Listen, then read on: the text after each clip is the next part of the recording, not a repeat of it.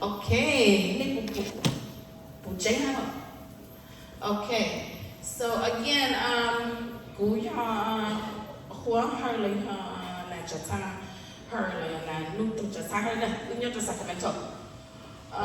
We are two founder and owners of the United Home Shaman Temples. A little bit about myself. I'm a shaman over 10 years myself. So I want to say thank you to Thái Nam. Well, children and give name good thing nhớ cho nó organization nó chỉnh Hmong Heritage nó chỉnh invite to hai be a little bit about Bay Hmong Zake one name, okay? So one day before we all go on to our presentations, I want to let you guys know that this is our missions. Our mission is we are a non-profit organization, spiritual healing, dedicated to provide, practice, and preserve our Hmong shamanism, and also educate the communities about the Hmong practice and the Hmong shamans.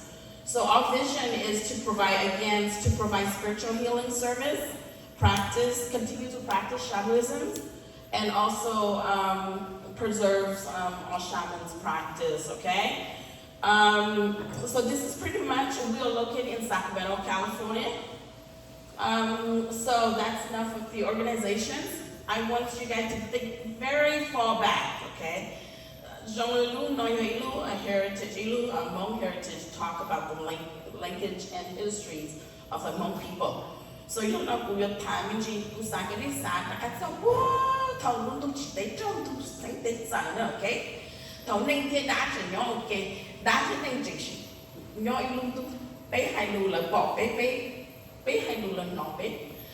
Họ nó kia to là tiền thằng là nên đá là cái lò nhó một cái bãi đó, okay? So long time ago during those time when lung tung dục một chỉ tới cái nên đá nhó một cái do bé muốn mua có cái sao cái quan nấy là cho nó mà thấu mà quan người ta cho tiếng nói là cho giờ là cho quan nhiều là cái thằng như chỉ sao mà chỉ là cho nó right do vì lý cha chỉ không có chỉ là cho lúc cái tế nó and your chi so holy or that chi, okay? As you guys can see, they have a lot of artifacts and they have a lot of supporting. But your paths from as a shaman perspective, okay? From her personal journey, okay? So Tolushi Handa, okay, nang danyo okay, danang shipo, okay? So when she là one thing to show I think là cái nhiều tuổi nhà tuổi đã pay, okay? Lúc she hàng đó mà vì bé sẽ là she bỏ cái bé cho su về bé cũng ngon lắm nhá, nhưng do mình chính số gia chính nó, okay? Thì she as time go by lúc she hàng thâu là mù nên đã she mua she đầu she tuổi đã nên she đầu she tuổi thầu đã xứ lại cái nhiệt gì thế thì phải phải những rồi những là ok cái nó thầu nó xứ hàng đó là một cái biết cho nhiệt nắng cái vừa quan đến thầu tư cái như tàu in trance do là vừa biết tung nắng là vừa biết tung nắng tới tua là let's say vừa tàu ok prior to that là những mù đi sổ ra chính nó ok but now thầu nên đã xứ tua ấy đã xứ đợi lại nhiệt gì muốn lung tung phải dàn nhỏ những lời gì nếu nói với bé tụi nên mua món cái vô chú ấy tụi gì nắng nữa ý than nên một trời tụi chú tụi đi do mỗi ý tụi đá để tao bé tụi lúc tụi chua này tụi chú luôn chú đi là cho tao là tụi chú luôn chú đi là vô chú biết tụi nhà nắng lời tụi gì nắng nữa mỗi ý than nên một trời sáng tụi là một trời tụi chú tụi đi bé thì vô cho tao bé tụi đi là trời ăn lọt, okay?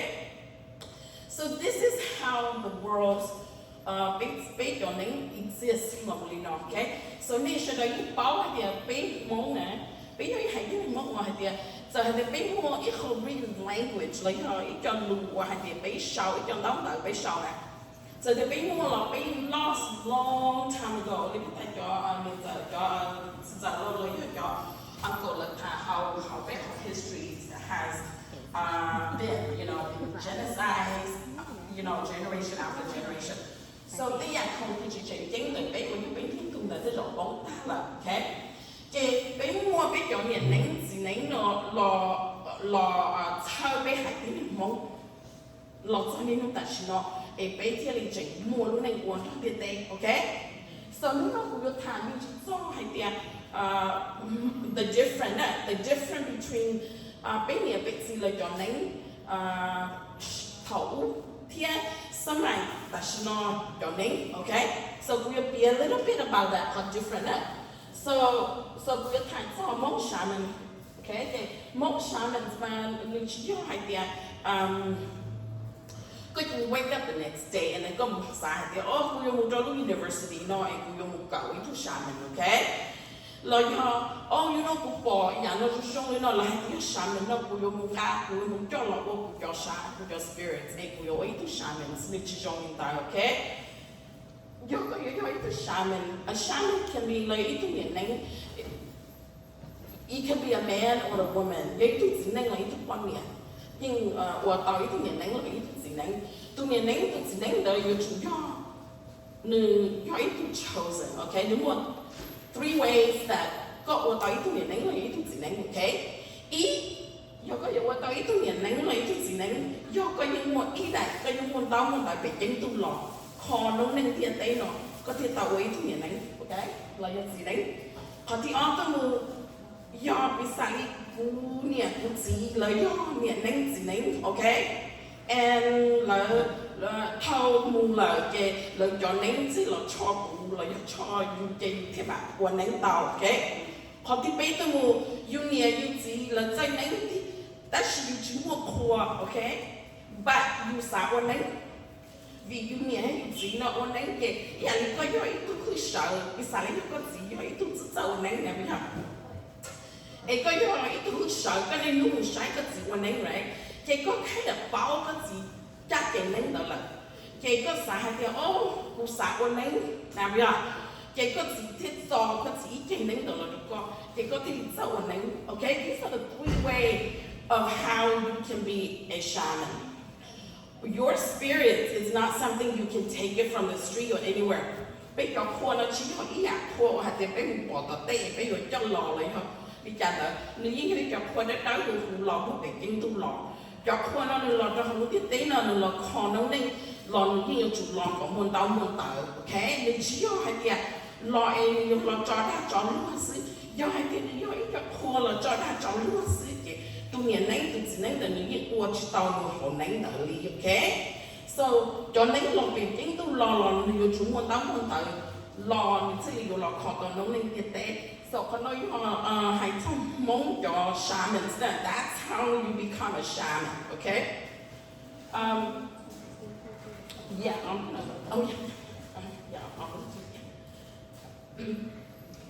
okay and then I'm going to talk about the monk shaman spiritual guidance okay the monk shaman spiritual guidance and then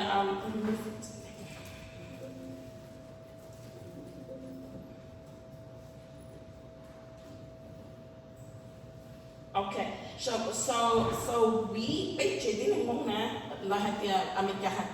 are bị họ kiến chân đời họ bị là who animalism nó bây giờ bên chân hay thì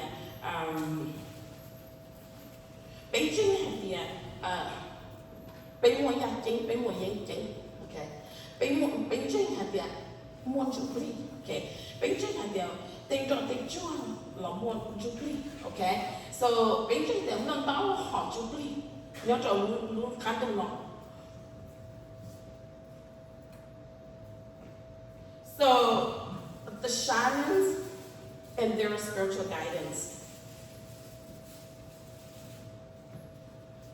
cho niềm nén gì nén lời cho thua nén nè do họ nén nén chị okay bây giờ bây gì xin tao cũng lời thôi thọ bây giờ bây giờ đến nhà đến gì lần trời cũng chắc vậy đến hai đứa cũng ít gì vậy bây mua cho đến có công việc gì like how the ancestral spirits cái đến có công việc gì nó mà depends hay cái gì có dụng con nhà là cái gì nên nè giờ thì cái dụng con nhà nên là cái có chắc vậy đến có công việc gì nó mà cái này nhưng nó nên trả cái có cái này từ nâng tu lò có cái nên trả lò có muốn nấy vì ý có mua nấy vì có chi nên cha là mua con nhà đó. Usually it's coming from the mother's side if it's a woman like myself.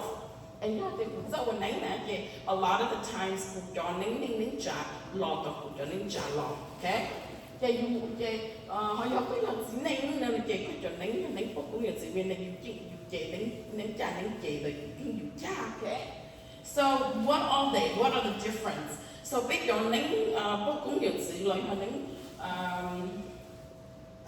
nấy cha nó này, a lot of the times lên đâu thì hậu đúng, okay? Just like the one over here.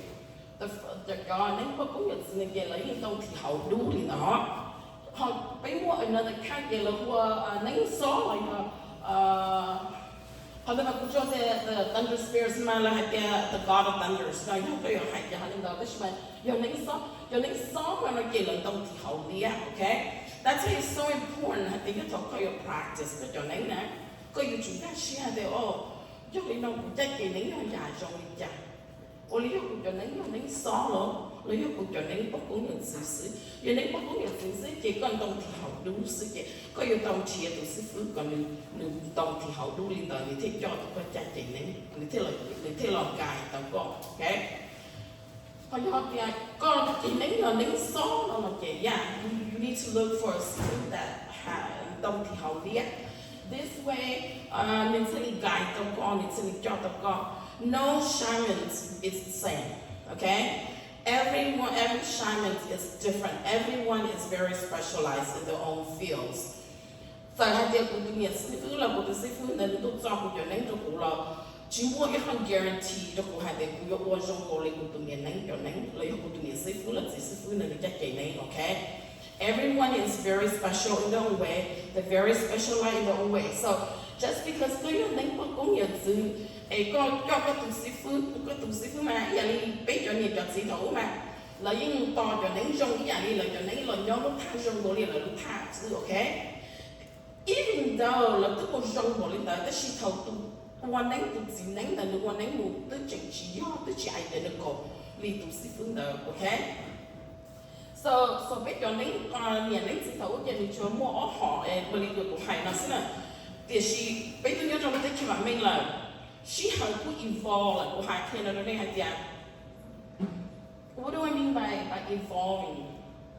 Besides in the 80s now we have your phone connect to the walls now we have chị biết được không là biết chị dial nó số tất nhiên now all day biết your phone nó là biết sai hand là biết mình rất họ tư biết sao bỏ biết tiếng này mà biết sai là sự biết hả so that she not biết your name là lấy evolve ý dạng của linh đạo là okay so she not chỉ biết mua biết your biết gì biết gì là your name thủ name có cũng nhận sự name ra name số tên đó plus biết mua your Buddhism, Taoism, Hinduism and some even Native Americans okay so cho nó như thế cho nó ý là đi họ có mua name thiện xả là họ name không xả có yêu chúng ta share even though của hai cũng cho lên là Buddhism is not many different kind of practice. Just because we have the you know, come one name to shine it, or come one name to shine it, and name to shine it's a very broad terms, okay? Name to shine okay? Or you go more ability, go to name the to spiritual guidance. You go more ability, like call thing. Là do nên chúng có ability là một có tánh tiền nhân sự, okay? Do có một Buddhism, có một nền thành sản, hoặc là có họ thành sản do họ tư, có bây giờ họ cái tên cái thời khó tế thời, là có do họ do họ phải học chế tánh tiền thì nên tôi tánh tiền sự làm nhở, là do có do họ thành sản này có bên bên sự khó tao tí nên. So even Tengsha itself is very broad. So usai ko share ga share dia thau nei mu like the you know có không muốn Tengsha thì là you chụp tao nhưng mà you know tao cho tao need understand a little bit, okay? Same thing with Taoism. The Taoism is not chi. It's the same thing. Kono you will refer to hai cái gì bây giờ mong nên phát triển của tài nên phát triển của tài, okay? Even though people want to cũng nhận sự là people who nấy phát triển phát tài, but nowadays they're the own subgroup. They're the own group in this category. Okay? Lời tôi khi kia là nên tôi nung mà thì okay. Yo the more in dynamic. What is my specialist? Cô hai này thì cho hai tiền mua nén thỉnh sản thì mua cho tao là sự gì. A lot of the time nên còn nén quả đá còn nén xả đá tao, okay? Cho they're very powerful in that hard direction though. So you need more to know. You need to call. Nếu muốn tao cho spirits in là call nên nè, chỉ nên call more một đôi phiền tao, okay? Hồi giờ nếu cho nó tính tiền xứ nó cái nên chủ yếu ủa ý muốn mình nhớ thà tính tiền là xứ là thành công thành mộng rồi nè, là do bị sai bên mong nhóm một tí một chơi này nhá, chỉ nên ủa nếu mình nhớ chơi cho sự để tôi thọ cái như là sự để một cái yêu xe là tôi thọ cũng mộng tên đạo xứ, thì dọc tiền lên đạo xứ chỉ có ủa lên đạo xứ hồi giờ cái có tao chọi ở là một hai cái những con này thì tiếc con nông nên thì tiếc gì cho tới majority cái lợi những quả đá kho cho nên chỗ đá kho cho nên being possessed tụ đá cả đó được gì tương tự, okay? Cái Hinduism thế cho Native American nó mà của hai này do hai cái nên mua họ nên nó cho nên cho nên có cũng được xử lý cái bắt tay của hai kia nên đó cho nên nó mà lần nhiều nó pay thế lần nhiều con làm vòng này nè. So, yo, they want to know, they dance until that's pretty much what the whole philosophy is. You need to your corner, your joint. So, could you hide it? Yes, that's not being your little some cheer like you be home, only no one see the big cat. If you have the big on your don't cheer that she not your moments, okay? Big on your mother, sure, you're probably thing to the hiding like. Jay young no pay your call by Jane moments. No pay your call the link to the hiding. Young no they soon not son child to behind the phone. A behind the phone, being easy to your suit that she might because all the people have behind more being eats being genocide. So being near the sea, yacht mong thing to the okay? But the fact that we live in this country, we evolving, big ball long, big job in shit long and shit dying. Who hide on there, big you're not in shit long shit that chap, being near the sea, all of the other hide running out. Cô tới sai cũng sẽ lót cơ đó sẽ cũngจะbỏ tôi được cho nhiều là cho sẽ chỉ lót chắc rồi nha nè. So that's why basically evolve là big your spirits evolve, okay? So you have to make what you don't need your core yet because you guys are not willing to evolve along with it.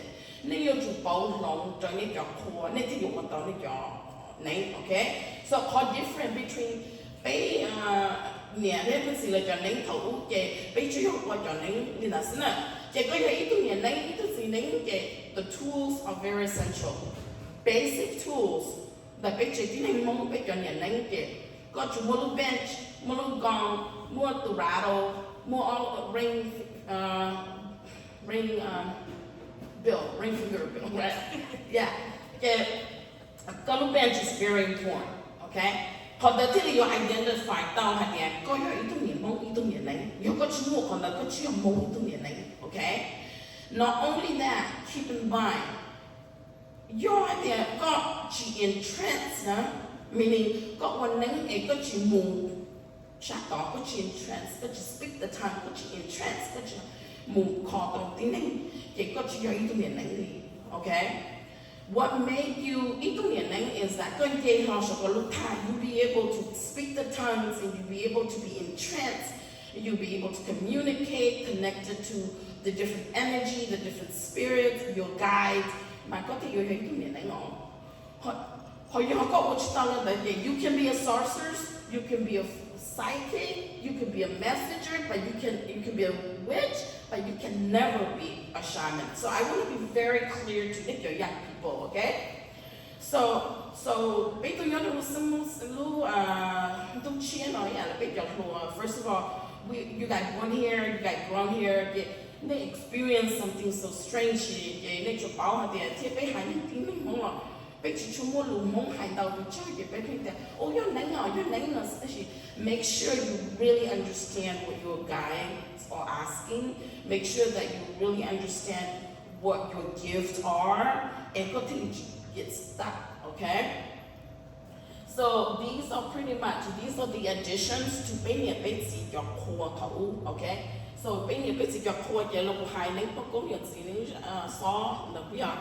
Thì là một đôi tại sao cho bé mua cho Buddhism sẽ cho Taoism, Hinduism sẽ cho Native American nó mix cho nó bé cho khua.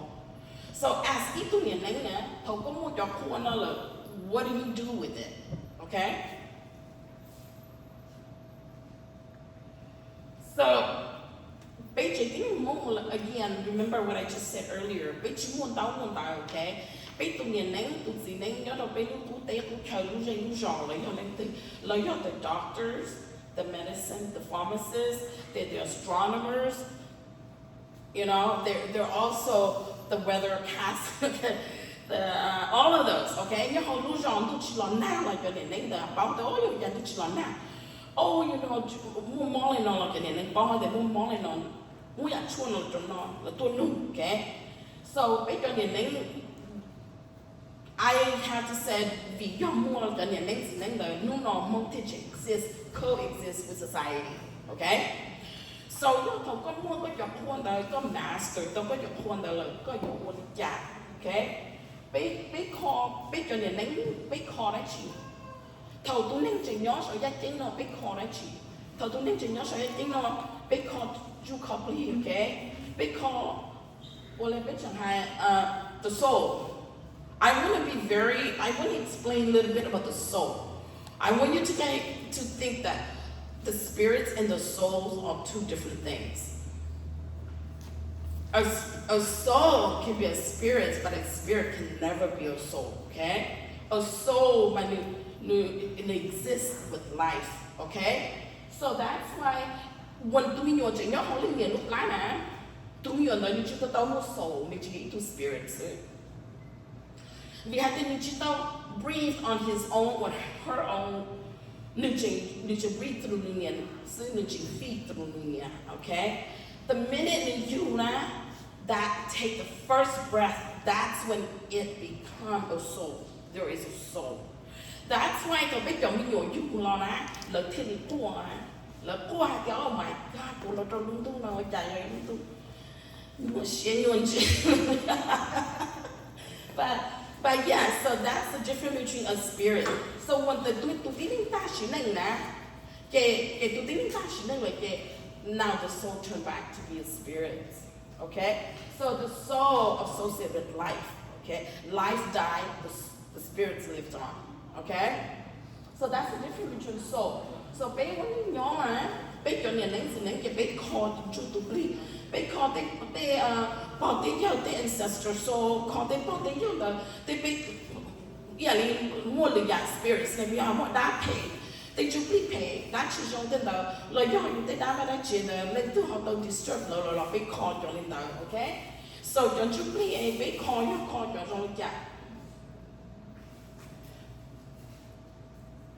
The wonder souls, wondering soul. So bé when you know but like it or not or believe it or not. But bé bao xuống món tu thầu sẽ đâu chống rõ ta như lúc chế muốn tăng đó là có tu believe the sợ That's why basically bao xuống bảo của nó basically muốn bỏ bé tên lưu tên chùa cho em thứ ta chỉ là nó bé chỉ muốn bỏ. Lo như chỉ bỏ như thế put in for a long time, lo như chỉ muốn bỏ này bây giờ. Ấy như nó không thấy hay chả. Hay là only cũng bao số bỏ cũng không như thế, only cũng bao số bỏ cũng.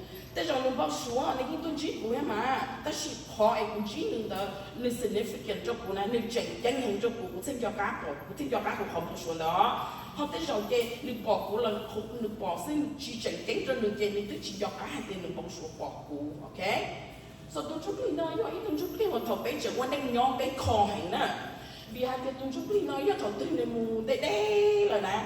Nếu bao giờ tiếng nói này phương trong rõ tu hả bây giờ chỉ do tu chút nó mù đế thông người kẻ mù trôi toàn tu một lần nó hại mù trôi toàn đã tế tu tế tu chút chờ đã tôi chờ nếu một đấy cho khá của nữ chỉ cho khá lo là cái gì tụ họ là vì nữ chỉ một cái kia xia như số gia chính nó là họ cho nên đi mua lúc xí hở rồi đó hay thế nên mua bao số mà nên mua đấy là ta chỉ cho for some reason nên cái là không nên là gì đi là khá lo nên chỉ là that's because nên chỉ mua cái họ cái số xia của nên như số gia chính nó that's why nên thì khá lo họ lấy cho họ lấy bụi and never wake up they have nothing to live for là chỉ mua cái kia xia số gia chính nó là lấy mua cái thứ ta là okay.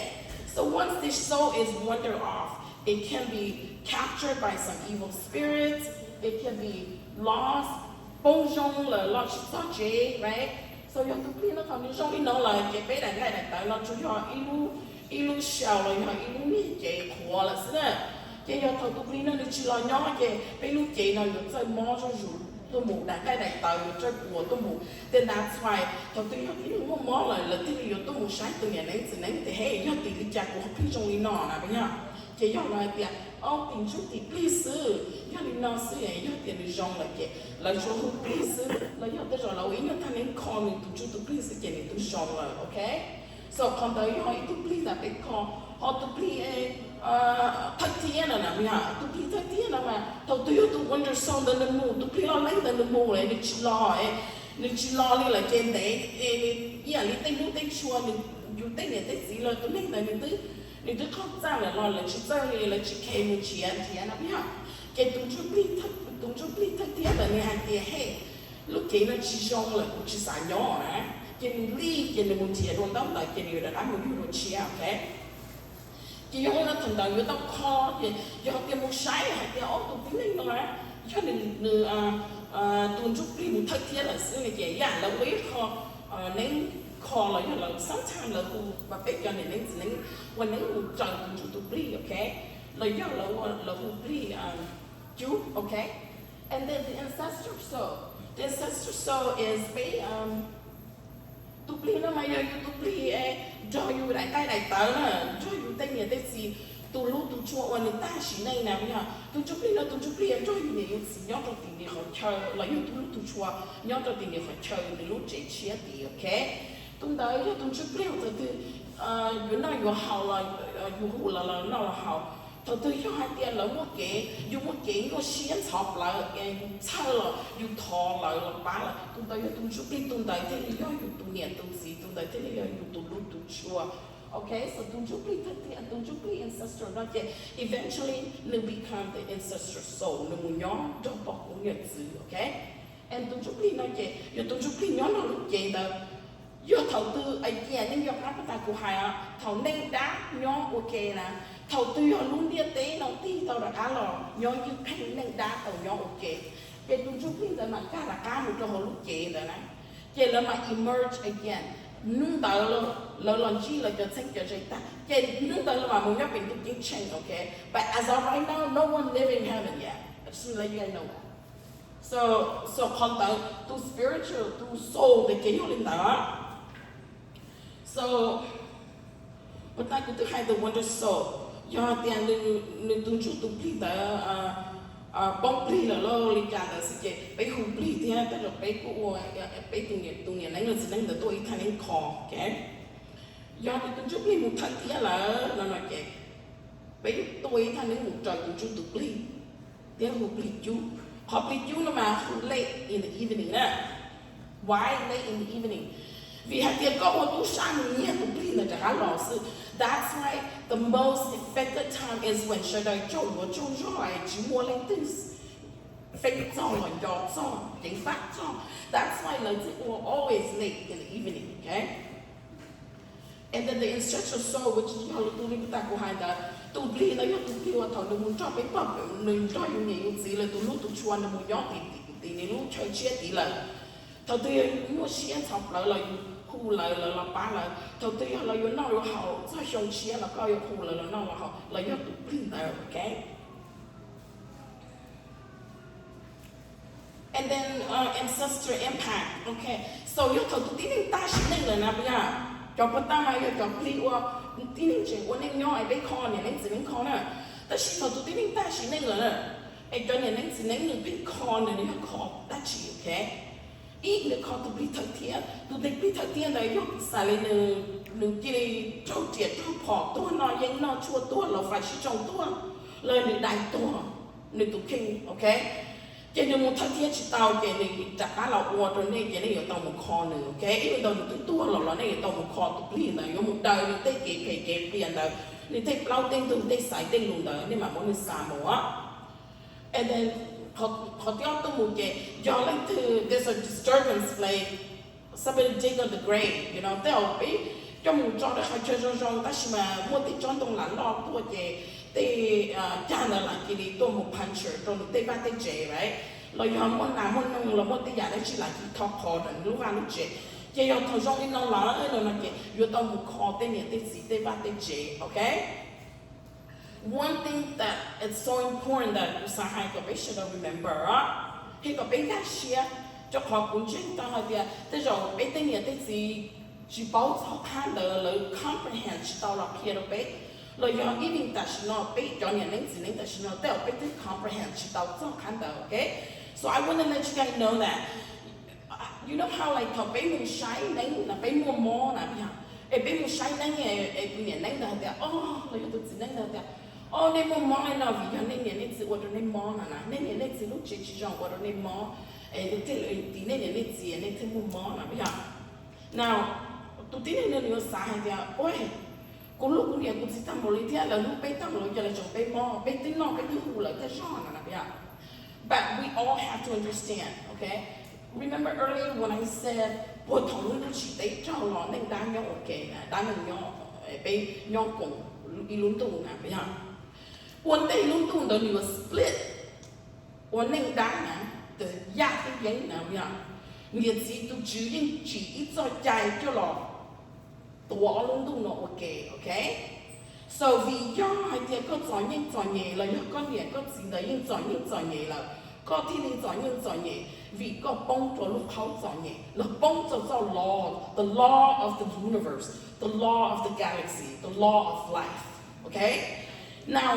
nếu như một họ consequence hay tiệt tụi này thằng muốn tiệt tế nó phải tụi gia cho dân đó nếu như hai tiệt nếu chỉ so chạy là còn được tuổi to luôn tụi nó do hiện tại có lý trả nè bây giờ nếu chúng tao chỉ so chạy là hai tiệt do đầu tư sai dân nó sai dân nó được giỏi nhẹ là sai gia giờ chúng tôi một con sai dân còn gia thì dân sĩ chỉ xíu thì nhỏ cả xe right so New York ít cho chạy địa tế cho chạy từ lúc hắn tu cho chạy của mình that's why mình chỉ cho việc có tụng niệm được lấy có tụng gì đó sắp sự của nó có món chỉ cho nên là lấy những giỏi nhẹอย่างcó lấy vì sao là bóng trộn xí hả the law govern you guys and they out of balance that's why nên thì một cái nó xuyên chọc lại okay so once you có call like the world gia thì in balance like so that's really nó anh nhớ rằng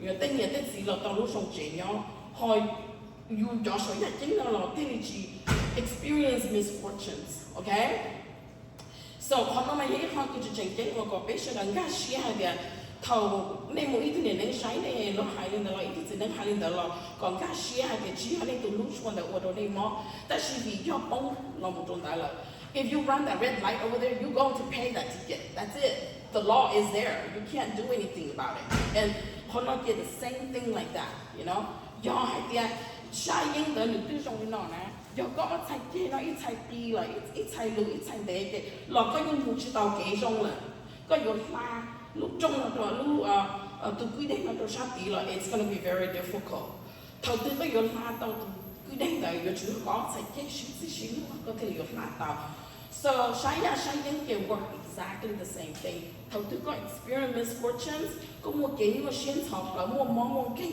những gì do sáng chụp lên đó như trong hiện tại là okay so do lên đó nó có cho hai cái số lượng xia cái nên một cho nên chỉ nên họ hai cái đó nên là cái nên xia thì chỉ nên từ lúc tụi chúng nó ở đây họ do vì do trái hoặc nên đó nên bông cho không đó là thì cho cái cho nên là cái chủ yếu khó大嘅注重是 okay 也俾好多做 spirits right 我俾係 bên mong mà bên quan thế đã học trong đã học sò tên đời này bây giờ yeah sự cá tên đời right sometimes somebody disturb those stuff as simple as need to sự cá ta giống nhiều ở xin nhiều là món bạn trâu là ta cũng chỉ là order nên món là here right so simple like that they can be very sensitive okay. Or like they're like nature spirits, you know. They're like our protectors. They're special guide who protect the certain areas, you know. Nên chỉ bảo ôn biết chẳng hạn lấy hai tia cỏ bé cỏ protect như vậy thì có chỉ bỏ lại có một stumble lại nằm nữa. Chỉ lấy cả sometimes lấy một con mò hay cái yếu tố cỏ, right? Yeah, other than that, they're just evil spirits that basically go outside, you know, they purposely go out there to harm people. So that's why big thing is this yeah, cho trong tu là chỉ xong mua xia là bây giờ lý là chỉ xong mua là because tu xia hàng đời giờ bên trên trong nó chỉ họ giờ lấy cái nhóm tài là so your tông nông thing is this hai you didn't just stumble to the spirits chỉ đâu chỉ tu đó, okay. Other than that, I am pretty good. I'm done with that. Anybody has any questions, you know, that I can answer? Any questions? No? Oh. Hay thế ra cái thứ thà là cái sự rồi cũng nói chỉ chính là sự giờ của chúng nó cái sự mấy chỗ là nên xin này giờ trả lời mong sao mong sảy này mẹ hồ trả tỷ chữ là trả sinh là mẹ hồ linh tử. So bây giờ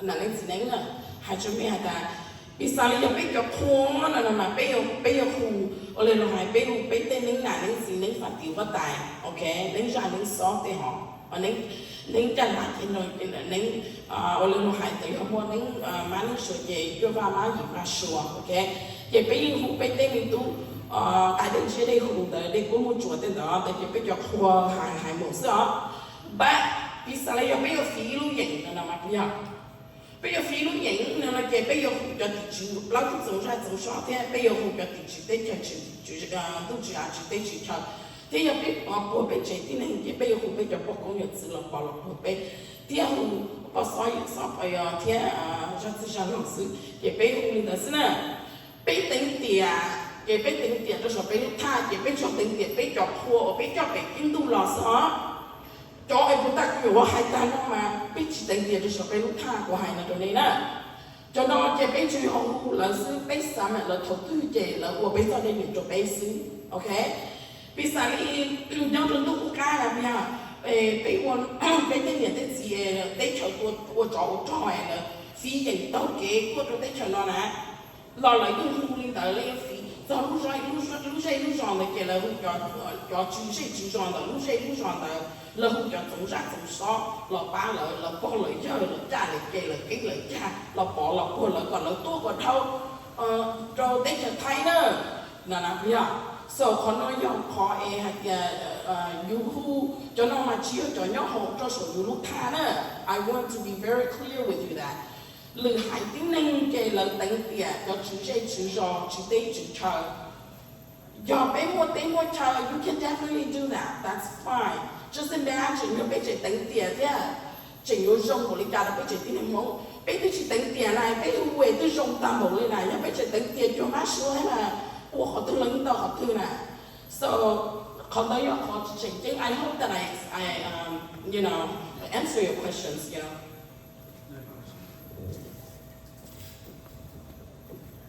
So right now it's here bây giờ mong tôi là mất lại. Okay, so to play này, có một lại to play không? Đâu tới là. Okay. So của hai đứa này á, của ta đến thứ hai chỉ chính má xua thiên bông. We have our own way of life. Bé mua bé ít rồi chạy bé tu là quan nên không biết đấy nó, okay? Má xua trời luôn lại quan mong ta là do lực tính mình. Ta chỉ bé chạy đến nên mong bé chỉ họ nên tờ. Giờ nên có tụi sinh tụi dây nên có lại ta lên tờ là do ô vi của sử dụng này của kia nó đây á. Vì hai cái tụi thiên là nó mà bị kinh tu nhận gì bị kinh tu gần lưu hoàn tiền thầu cho có muốn nên cho gia kinh nè cũng muốn buộc được có mua một phim là cho cụ do hai cái có muốn lợi ta là cái này muốn cái đúng chia cái lại cái chỉ chủ nữa tôi chỉ hay lợi nè do That's why it's so important. Ta cũng hay này, do nên một chỗ tua giỏi nhẹ đây tua, lô sĩ trong tua bỏ tua là, nên tôi một thân tao thế rồi, tôi nên có một lý một thân tao thế rồi, vì hai tiền nó một sắp phải chính tôi vậy, nên chỉ đau chỉ hụt vậy là chỉ quá nữa rồi.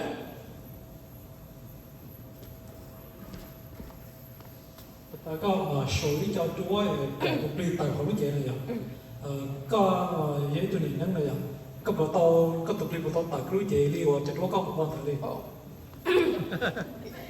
Yes, go ahead and have that. Yes, once you hit a certain level, you got to practice.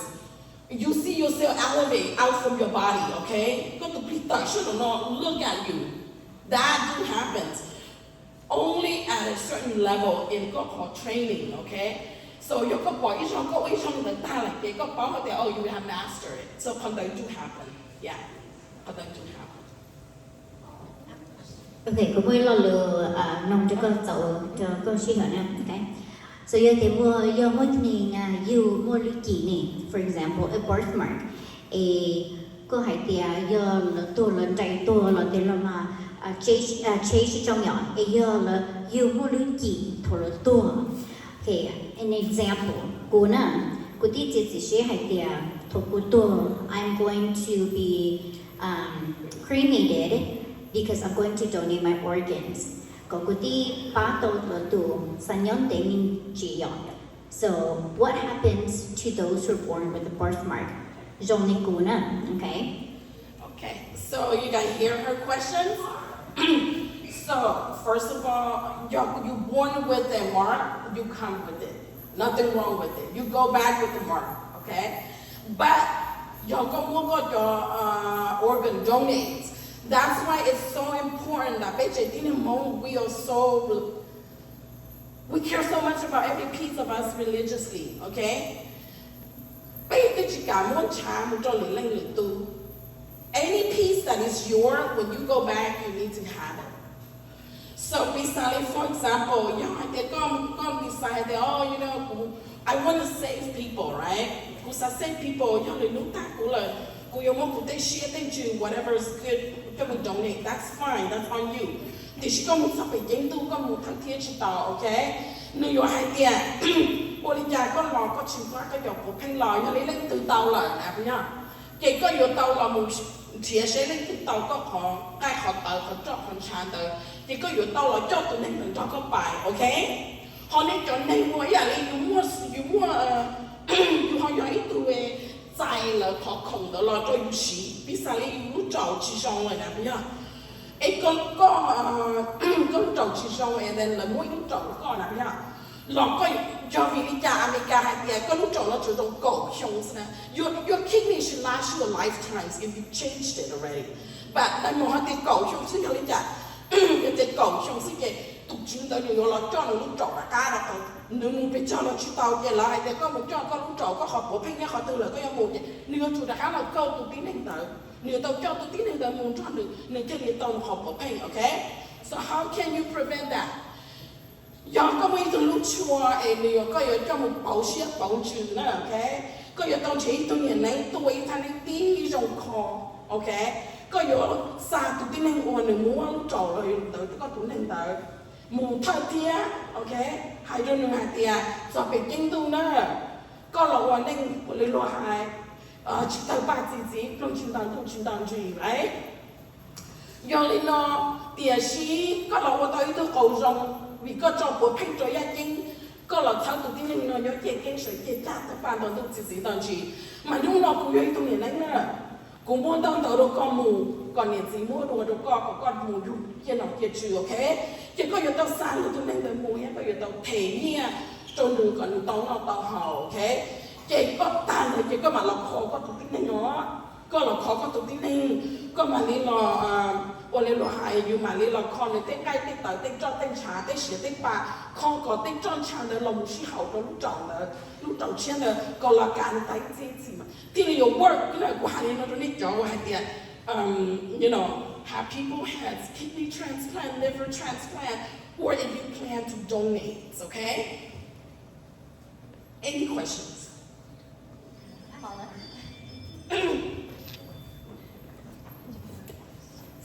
you said you've been a shaman practicing for about 10 years. 18 years, wow, that's amazing.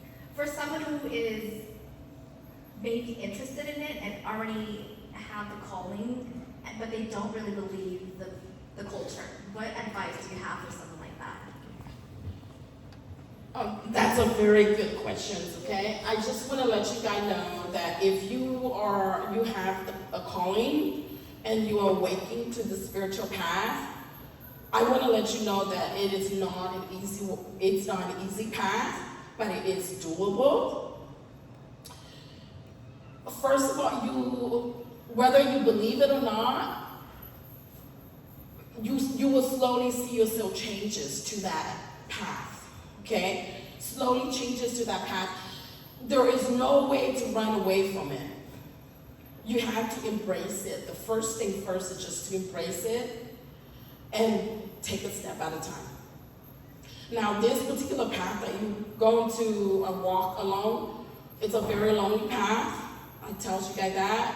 You lose a lot of friends along the way, but you gain a lot of friends on your way too. Some of them stick with you to the end of your life, and some of them stick with you only half of the way, and then they left. And those are just people who just come and help you sometimes. But, you have to believe it in yourself, and you have to embrace that first. That's the first step. You embrace it, you accept it, the responsibilities. It'll make your path and make your journey a lot easier for you. If you keep fighting it, you're not going to go anywhere. So if you know that, my goodness, if that's so true, no matter who I look for, if everyone keeps telling me that, and I know that I'm changing, I'm not myself anymore, I'm having all these issues, then embrace it. Just embrace it, and then take one day at a time. And like I said, once you embrace it, once you accept that, okay, if that truly it is, then I'm going to embrace it. I'm going to take one day at a time.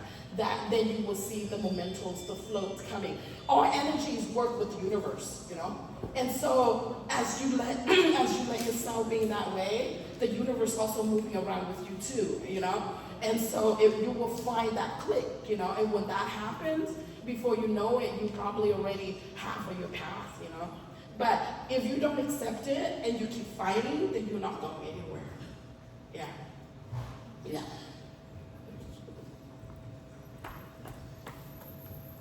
Big thing, can somebody turn on the lights? I know it's a very spiritual speaking, so I feel a little. And it's raining and it's no sun, it's kind of dark, so turn it on. Okay, much better. I had to come out of that one. I feel like I was in a dream. But sister, and also compliment you as a sister. And like most of us, being have very confused questions for ourselves every day that we make decisions. Like my sister Michelle, she wants to donate her organs and whatnot. And now I heard what you said, but then so give me a couple minutes. So the question is the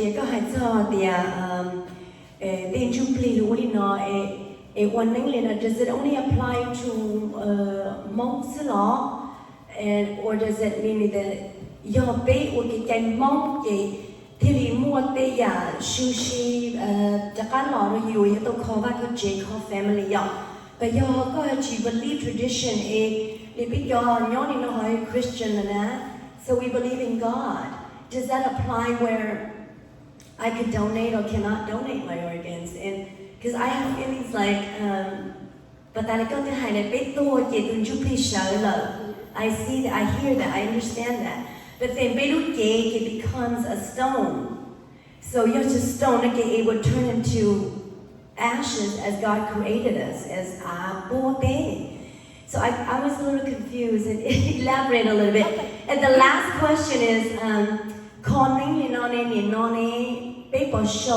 is there a fee to conning warning? Yeah, that was the last one. Thank you. Okay, thank you, Paula. Okay, so first question is, we're very confused because we grew up in these countries, we go to churches.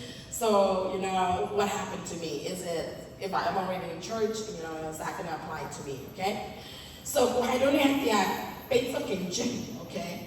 You're using you have the dùng tờ lại Việt Nam lịch sử.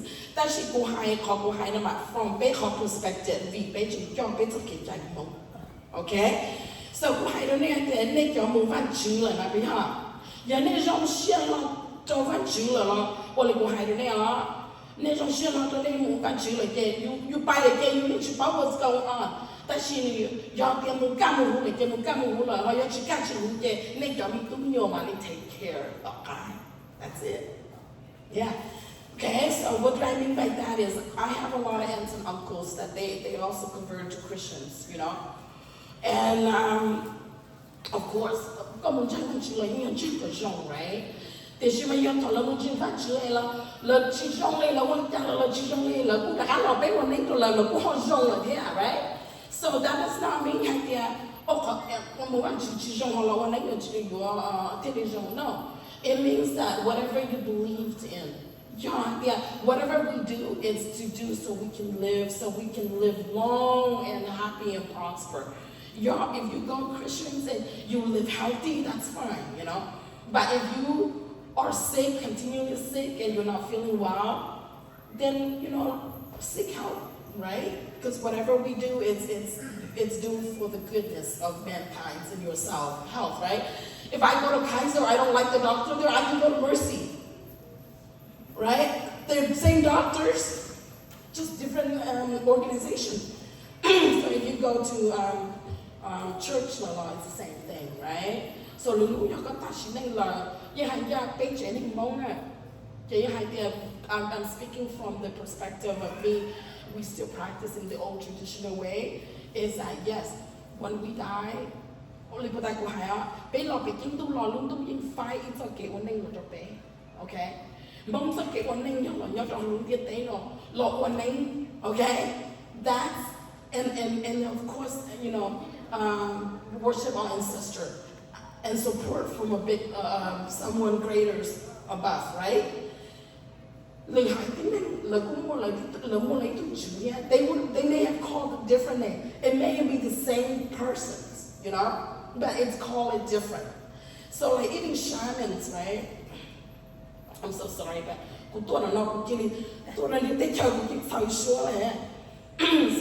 so even people that they don't know like can you give me the water? I have some water here. Let me see.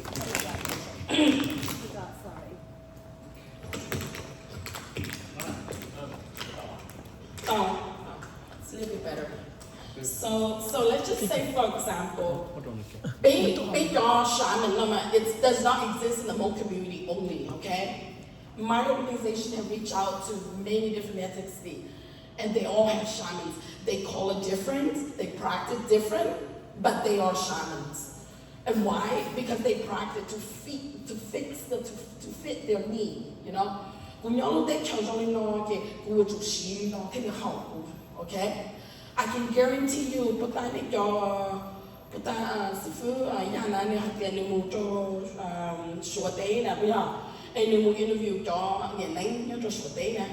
I can guarantee you that they may have practiced a little bit different from what we practice, even though they're Hmong area. But it's because they practice based on the environments that they lived in. Okay?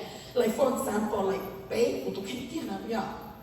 Quân của ta của hai bé cho nhiều cho nấy thổ mà lời sĩ chia đó, lời tua chia, lời tua nấy thì lời sĩ chia mù bóng chủ bóng lầu, right? Và bé sớm mai từ khi nó lúc khi họ bóng lầu là bé cứ chỉ sĩ chia là bé yêu khó bé xin đau sĩ cái một tháng một cha từ chúng tôi biết là sự họ nó clear to me that we have evolved so much, okay? So cho lưng cho shaman lý cho Native American lý cho Mỹ là bây giờ they also have shamans but they practice in a different way to fit their needs. So that's how it is. And basically we practice this way because it fit our needs. Yeah. And then so hãy xong tu khai nấy lời tu khi nấy lời nào bây giờ do để là con chú con lâu sẽ cái này mua đây xe đây chỉ cho là ok, okay.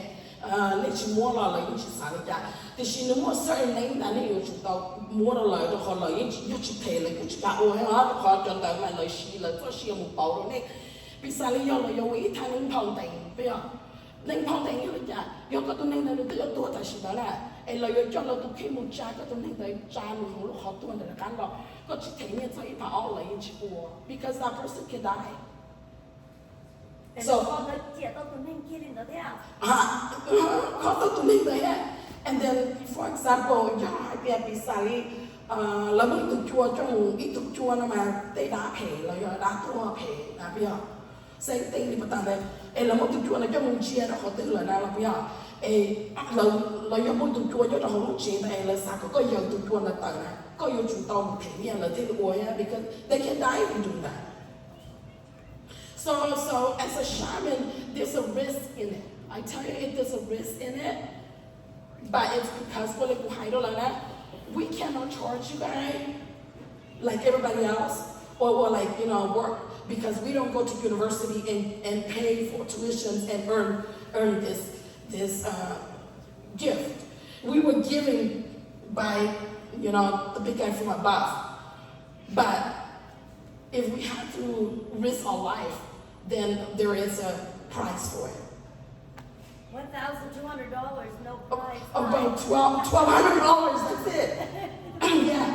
So we do have certain one that cho chị hai cho nên nên từ ta chỉ cho tôi nên tham gia con chúc con lão sư nên mua để share để chỉ cho lão như trong share cái họ nên chỉ mua là của hai it's okay ta chỉ nên you understand là tôi quay tham nên nó con này là chỉ là whole day okay của hai nó này thì cô chỉ đặt cái husband cô I'm a professional person. I'm professional individuals. So I work 8 to 5 myself. People thinking that I don't do anything and just 180, right? So they want to fly me to Minnesota. They say, oh, that's too expensive. I tell them, I say, that's fine. Me coming over, I lost $5,000. Yes. And for your flight up there. So I usually tell them, no, you come down here if you want to do it. Yeah, because like I say, if I take time off, 2 days, it's about $5,000. I tell them, my husband's taking me some off, there's another $5,000, I can't afford that. Yeah. So those are the things that, when people help you, you have to be able to willing to understand that right now you're taking their times. And we're willing to do that only because, like I told you, we happen to have this special gift that we're willing to offer back, That's it. Otherwise, it's the time, it's not worth it, Okay. Yeah. Thì con sau con mua xin là con thả một cái thì xin là họ chỉ để những cái tôi nhớ in như là bên mua xin họ chỉ là cái đi hãy tiền kinh đầu tiên cái này cứ lòng mấy lại tao quên tao cũng thải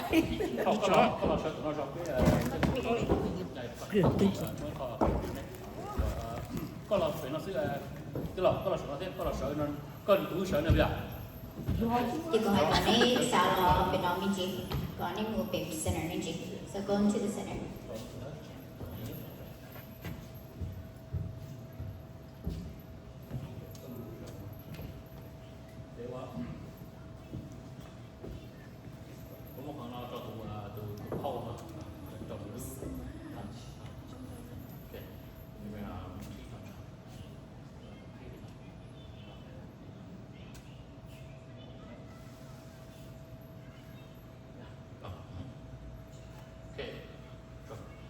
kểว่าพอก็รู้ไปว่าจะโน่นนะหมายว่าอย่างโอเคกูชนเนี่ยพอก็ตัวจีนนะกูจะเสร็จดูต้องจะใส่กูโจรเนี่ยตัวว่าตีเลยว่าไปมองในเนี่ยในจีเขาไปเจนมองน่ะกูจะตรงนั้นในตัวถ้าไปมอง heritage ในกูตัวเจ้าเทียตัวว่าไปจงมองหาสกิลนิ่งใหญ่เขาไปเจนในมองไปก่อว่าไปมอง heritage ไปชิมว่าชิโนนี่เราก่อนนี่bên một tàu ý đàn đó là cho là chơi rồi nếu tụ ti có và nó nào tao nên nên tao tên là học về là có kho nó nên nó chỉ có xử lý chẳng ra mà có kho và sáng chủ sắp đi một chỗ khó nhập của kia số cho xia có sáu họ kho nó nên nó chỉ cho sáng đi sắp đi được rồi số lên số từ suy học sinh nhớ cho lúc tên nó nằm mà bé mua đàn con nó nên chỉ sới chế từ những cái nông chỉ đâu đi tu chỉ tên liền rồi mong chỉ nào mà ở cho nó đầu tiên của nó